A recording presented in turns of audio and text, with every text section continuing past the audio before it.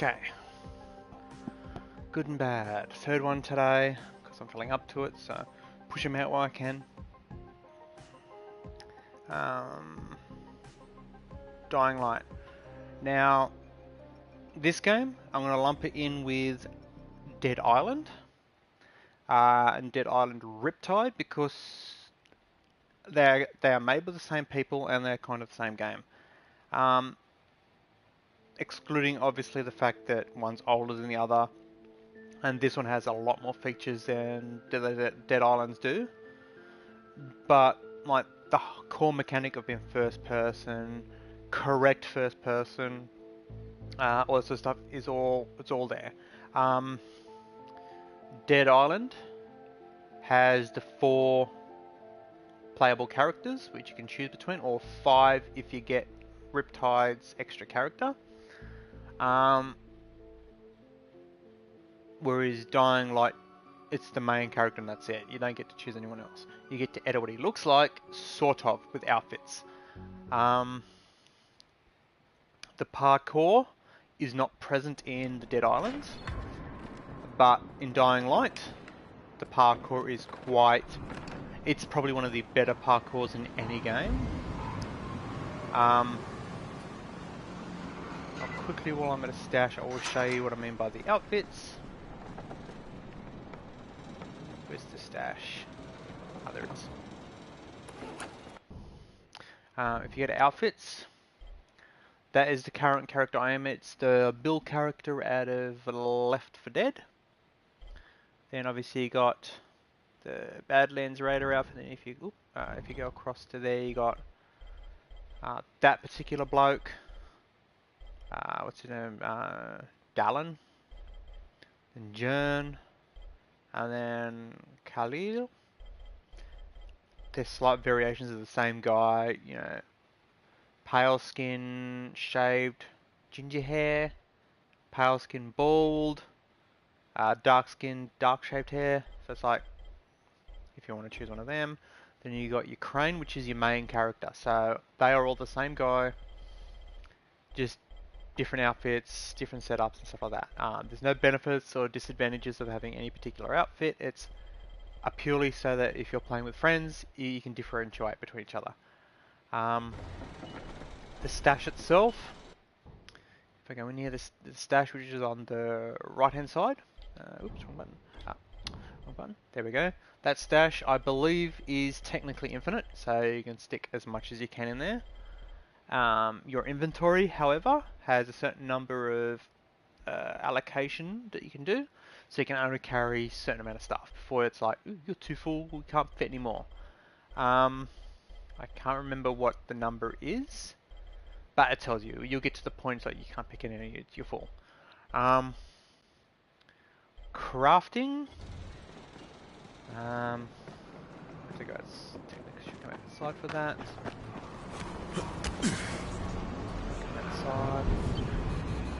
I am in the following map. So this is DLC area, which has the buggy. This skin on the buggy is a DLC skin. So I paid, I think it was $5 for it. It's got the police light. It's supposed to be like a tactical unit. So basically like SWAT, that sort of stuff.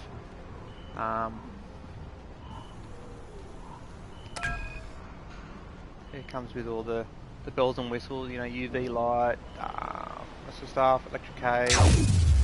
So if you get attacked while you're in the buggy, you can do that. You got your different ammo types. So for bows, you got different ammo types. You've got your different. Oh yeah, he doesn't have the watch on, does he? Hey, Techland. So you got shotguns, rifles, bows and arrows, swords, axes, you name it, all that sort of stuff's in there. The controls are a little bit on the backward side. Run's the normal run, but jump is an X. If I press X, nothing happens.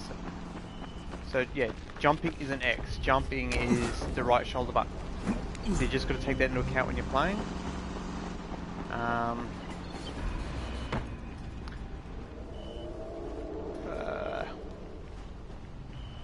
the buggies do handle rather well. Left trigger isn't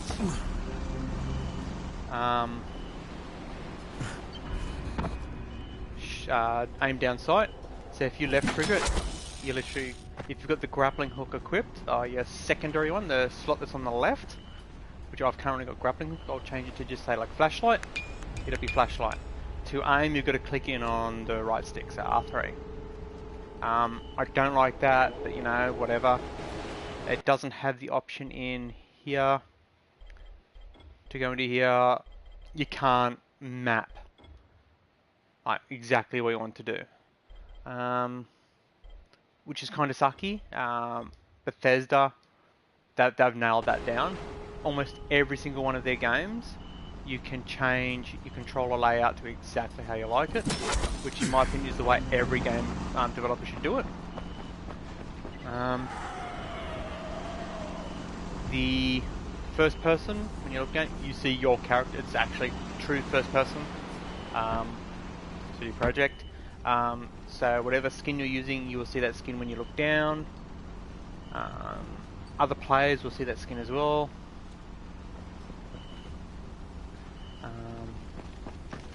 These blue markers are NPCs, usually mission-based or quests, we're going to call it. Like, can you go collect this for me? Or I need herbs, can you get some herbs for me? That kind of stuff keeps you busy. Base game, you get 2 maps, or technically 3, but 2 maps. It's slums and then the city. There is also a third one where you do a mission, but you can always get back to it at any point, which is inside a castle. I'm not going to count the arena, that's a DLC. Then you've got the arena, which is, I can't think of his name now. One of the enemies, it's his arena, so he puts you through challenges. You can't take your own weapons in there, you got to complete the challenges to, I'm going to switch it to daytime. Sleeping claims your XP you got. You earn more XP for being out at night time. To deal with standard zombies now. Guns attract zombies, so silent weapons like bows, that sort of stuff, better. So L3 runs, as you see, like zombies.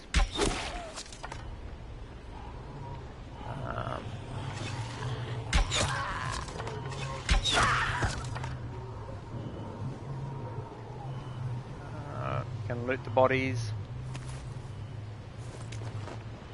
Some of them will throw, like she was going to throw that wrench at me. Claim my arrows back. If you unlock the ability, you can camo yourself.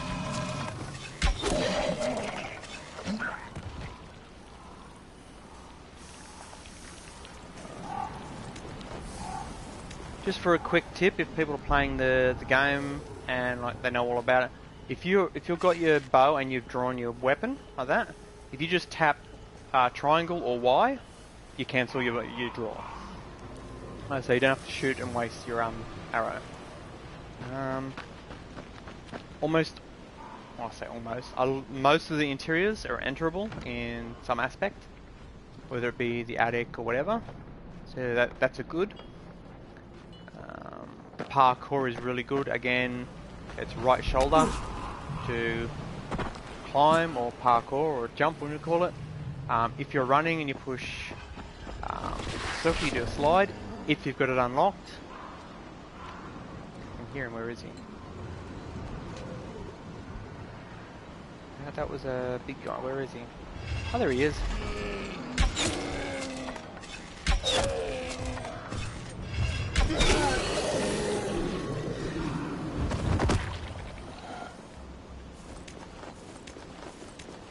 Okay, let me get to a safe spot and I'll show you the skill trees and stuff like that. Okay, so if you go into here, you got blueprints. This is your crafting. Every time you find a blueprint or you learn a blueprint, you can come in here and craft stuff. Your skill trees. Survivor, agility, power. Driver is only in the following, and then you got legendary. Legendary, I've got a level up in there, so let's have a look. See, I got 1 point to spend, so I can put it in unarmed, one-handed, two-handed, firearms, bows, healing. That's for like if you use a potion, how much extra healing you get. Health, so that's if you just naturally regenerate your health. Basic health, which is how much health you start with. Stamina is how much energy you've got, and throwing, so it's like throwing axes, knives, that sort of stuff.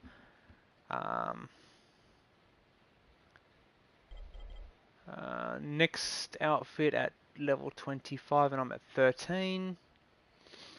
As you can see at the top, you get bonuses for every time you level up. So when I hit level 25, I'll unlock Rice's killer outfit.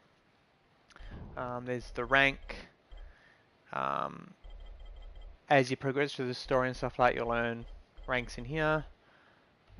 The map, so you can see this is a DLC map, and it is a little larger than the standard maps, but the standard maps aren't small by any means. They're a good size. They're not Grand Theft Auto size, but they are cyberpunk quality. So as you can see, like, textures they're quite passable. Very respectfully detailed, like garbage and that. Runs relatively well. You do get the occasional, especially if you get randoms from different areas, like different time zones or regions around the world, you will get, in brackets, lag spikes or frame drops and that sort of stuff, like in most games.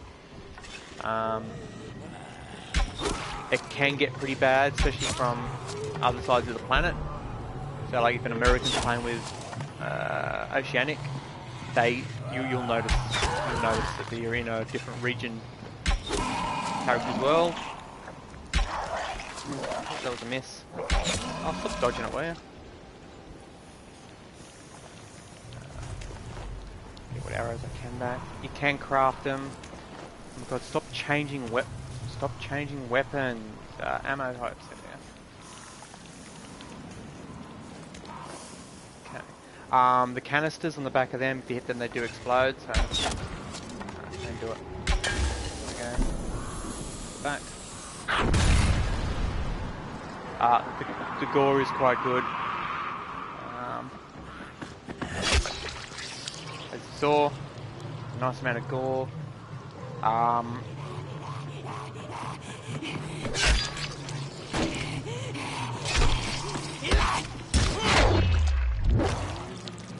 There is a dodge mechanic. There's also a counter mechanic, so like if I can get this one to work. That.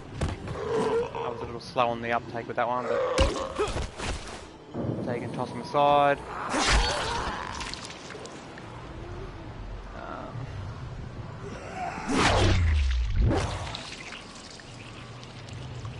You can cripple them. So like if you find one, you got a sharp weapon, but not necessarily like a one-hit kill weapon. You can basically take their kneecaps out, cripple them, so the zombies are just slide along the ground trying to get you. Let's see if I can get this one. If I can get, she's going to throw that at me, isn't she?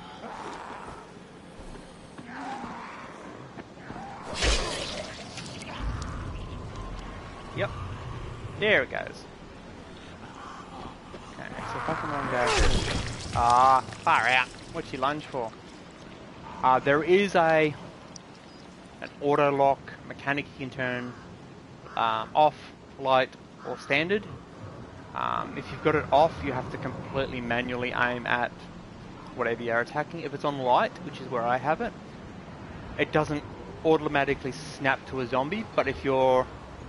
let's see if I'll find one. If you put your crosshair close enough to a targetable item, oh here we go. If I'm close enough, as it'll select that target. So you don't have to be spot on, but close enough is good enough.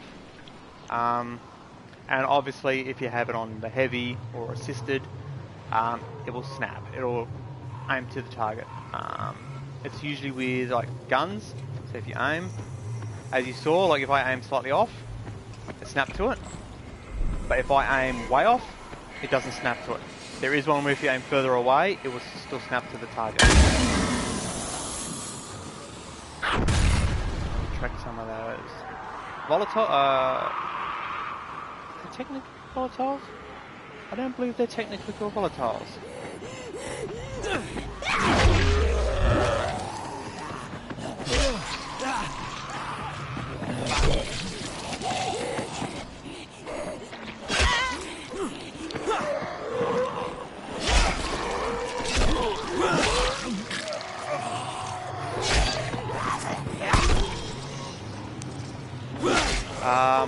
There is multiple attacks, like you can jump off the zombies, that's a fail, try again, so you can vault over them if you've got it unlocked, as you saw.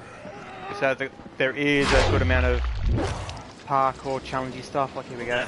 Okay, just took a leg, no that was a hand, damn it. So you can cripple them.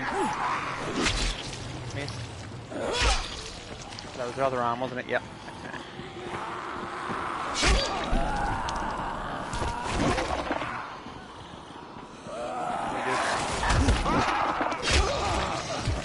Oops, oh, I just killed that one. Oh well.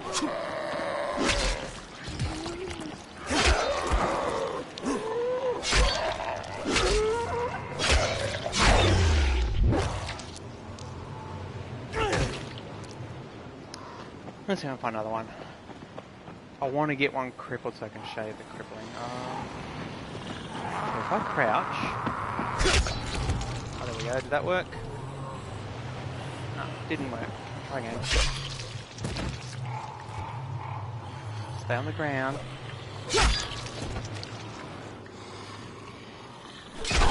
There we go. Ah, killed her! I think this weapon might be a little bit too OP for the cripple function.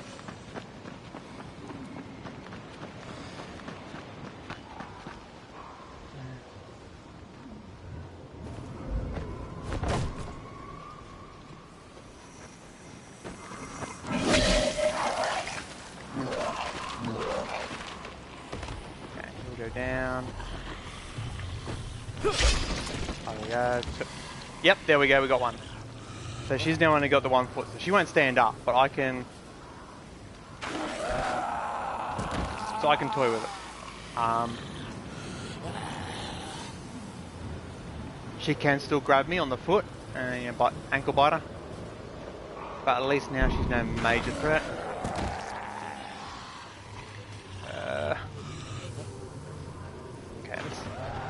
Leave her crippled. Let's go the buggy. I'll show you a fly kick. Fly kick. A lot of these things have to be unlocked, so you don't get them to start with. You have to unlock them.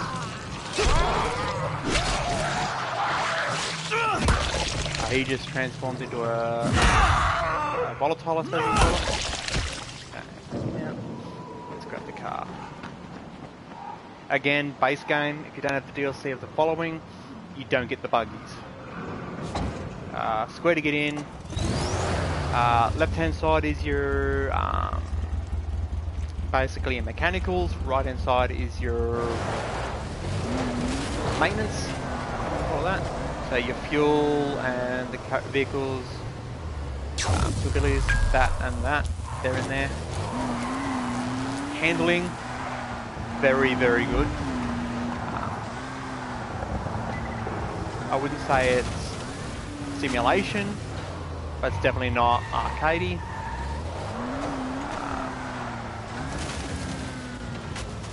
The bars on the far right hand side and the far left hand side. The left one is the UV light, the one on the right hand side is the power, the electrocution cage. They are unlockables, you gotta unlock them, let me buggy up to unlock it. 5 little icons on the left that just flashed when I got hit. They are literally conditioner mechanicals. Triangle to get out.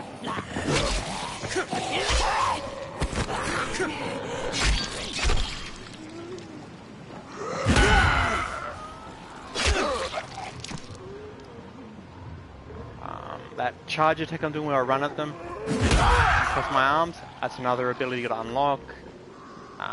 That icky noise you can hear is what they call a toad. I'll see if I can get you can see him just there, if you can see my crosshair. That snapping of the outer part of the crosshair is for my grappling hook. It snaps to a point where you can grapple to. If I pull out my rifle and scope in, that thing there is a toad, it will spit at you.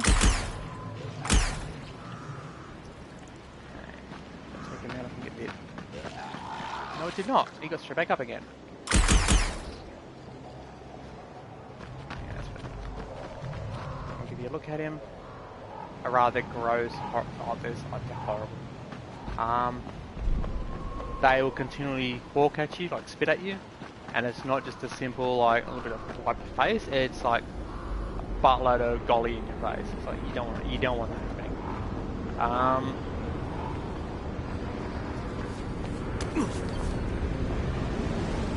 Saving,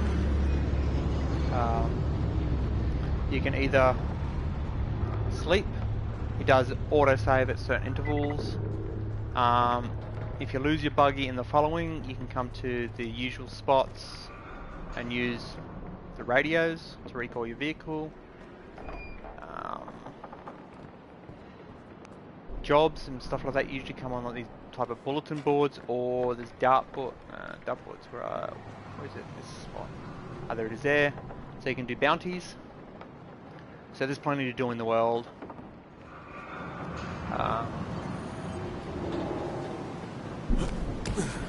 The docket thing, if you're that way inclined, the dockets are not bad. For me, they're kind of pointless. They're usually like mods. If I come into my inventory and we'll choose a, we'll go the baseball bat. If I go into L2 for upgrades, you've got mod slots or upgrades. You can use the dockets to get like the king upgrades and stuff like that. Gladiator, Paladin, they're all upgrades that will increase its damage or increase its handling, durability, all that sort of stuff. I don't really use them because I've never found an item that's like, I want to keep this forever, so I might really look after it. Like this sword, I can get another one fairly easily, just earn a little bit of money, buy another one. This particular sword is the latest DLC, the Hellbound, or whatever it's called. I do have an earlier stream of it where I played. I don't show the entire thing, but I show the first third of it. So if you want to see what it's like, you can have a look. It's from that. Once you complete it, or you get to a certain point, or you find the weapon in the dungeon, you can unlock a purchase. Not with real money, but with in-game currencies, and that's what I've done. Just a little bit of the game, earn you enough credits to unlock another one. It's not that hard. I could, in theory, use the upgrades, make it do more damage and have it more durable, so it lasts longer and does more damage. It's like, whatever. My preferred weapons of choice are bow and arrow, shotgun, and rifle, as you can see. I do also have, if I go into my inventory, where is it? Oh, I haven't got it on me at the moment. I have a pistol I use fairly regular, and there's that shotgun, which is more powerful than this shotgun, but this shotgun has, as you can see, if I reload, it has a 8 mag, but if I go this one and throw it into the same slot, go across to it, single shot, fire a shot, reload, but it is more powerful. Okay, if I come in here, it's more like,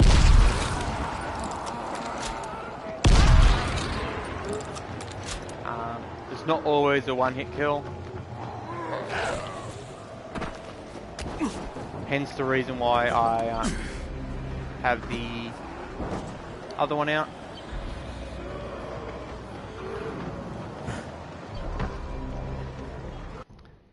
Hence the reason why that is in there. The crossbow isn't a bad weapon.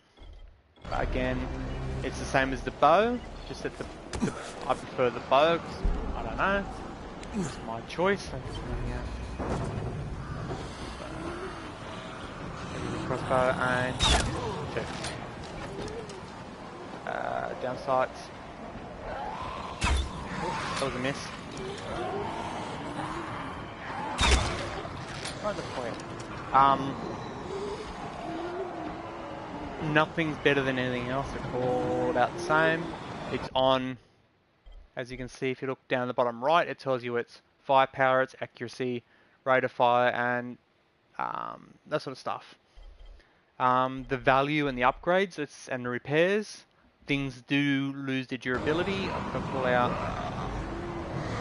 the sword. As you see behind its icon in the bottom right hand corner, it's got like 2/3 of it is, almost half of it is white and the other half is see-through or black. That's its durability going down. Once the durability goes down, it breaks.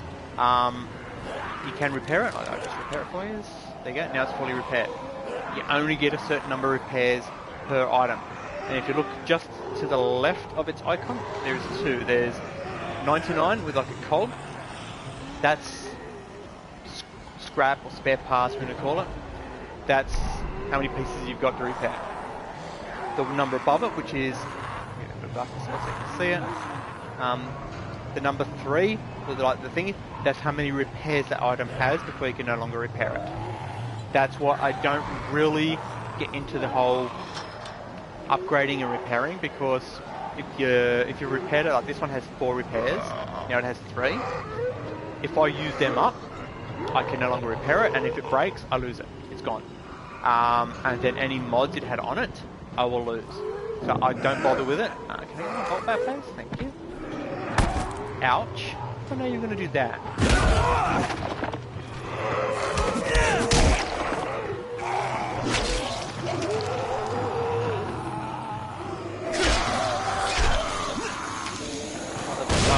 Yep.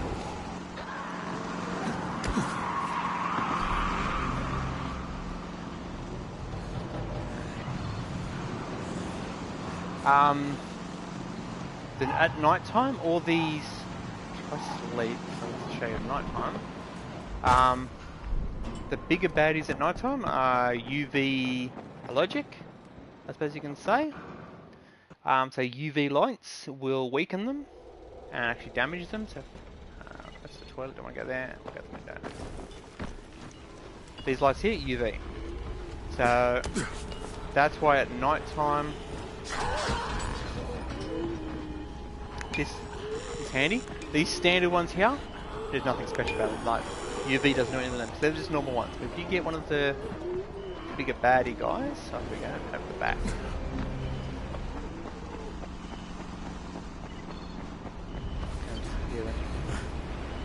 There's a guy just here somewhere. If I punch my UV in there, see how he's glowing? And he just covered up.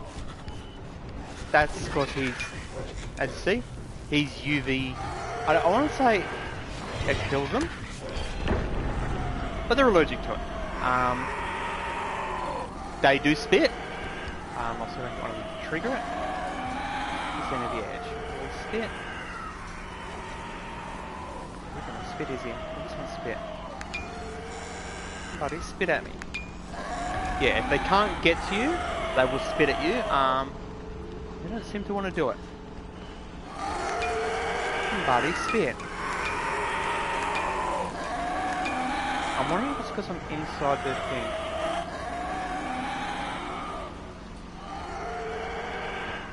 Yeah, they're not going to spit at me. But what if they come over here? Spit at me from over here.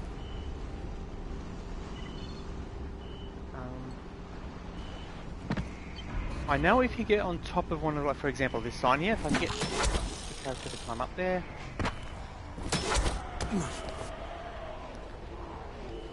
I'm not in a safe zone now, so if I now get his attention, spit. Spit! Spit at me, why don't you... There you go, he's spitting at me. And it is fairly rapid and it does hurt a lot, so... Spit while I'm in here. I don't think they'll spit at you when you're in a safe zone. There you go, that's Dying Light. We've had to rate it out of 10. 8 out of 10. 9 out of 10. Somewhere around that region.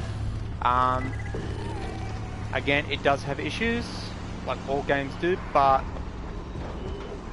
very, very small nitpicking issues. Things like there's no character customization. I would love character customization. Would I recommend it? Highly. Again, younger children, maybe not so much, because there is a lot of gore-ish, graphic gore. So like delimbing, guts, all that sort of stuff. So yeah,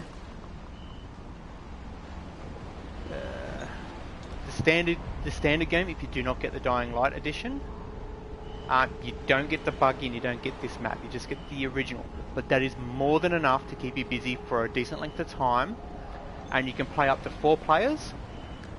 But my high recommendation is to go into your options when you're playing. Go to online.